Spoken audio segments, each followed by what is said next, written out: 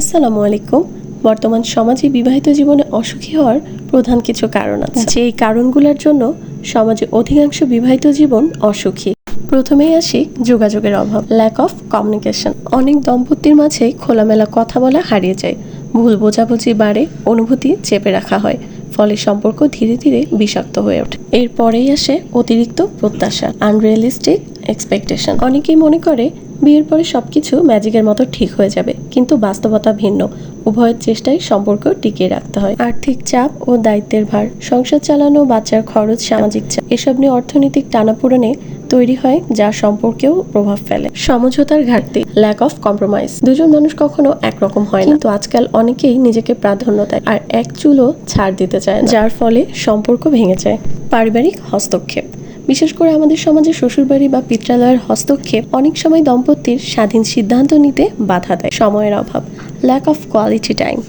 কাজ, mobile, social media সবকিছুর মাঝেই অনেকে সঙ্গীর জন্য সময় দেন, এতে ভালোবাসার জায়গা ফাঁকা হয়ে যায়। আত্মসম্মানহানি ও মানসিক নির্যাতন, অহংকার, খুঁটিনাটি, অপমান, বারবার মানসিক আঘাত এসব সম্পর্ককে নীরবে হত্যা করে। বিশ্বাসের সংকট, ট্রাস্ট, সন্দেহ, অতীত টানা, প্রাইভেসি লঙ্ঘন এসব সম্পর্কের ভিত নড়বড়ে করে দেয়। আসলে একটা সম্পর্কের সবথেকে বড় বিষয় হচ্ছে ট্রাস্ট। বিশ্বাসী যদি একটা সম্পর্কের ভেতর থেকে ভেঙে যায়, তাহলে সেই সম্পর্কটা ভাঙতে বাধ্য। ভালোবাসার অভাব, অনেক সময় দেখা যায় মানুষ কেবল সামাজিক দায়িত্ব পালনের জন্য একসঙ্গে থাকে, ভালোবাসা নাই, শুধু অভ্যাসটাই তখন থেকে যায়। আমার মনে হয় সম্পর্কের সব থেকে বড় সমস্যাই হচ্ছে ভালোবাসার অভাব। লাস্ট ওয়ান, নিজেকে হারিয়ে ফেলা। অনেকেই সংসারের চাপে নিজেকে বিসর্জন দেয়, নিজের শখ, স্বপ্ন, ভালো লাগা সব ভুলে যায়। এতে ভেতর থেকে হতাশা জন্ম নেয়। শেষ কথা, বিয়ে মানেই শেষ নয়, আবার সব সম্পর্ক টিকিয়ে রাখার দায় একপাক্ষিক নয়।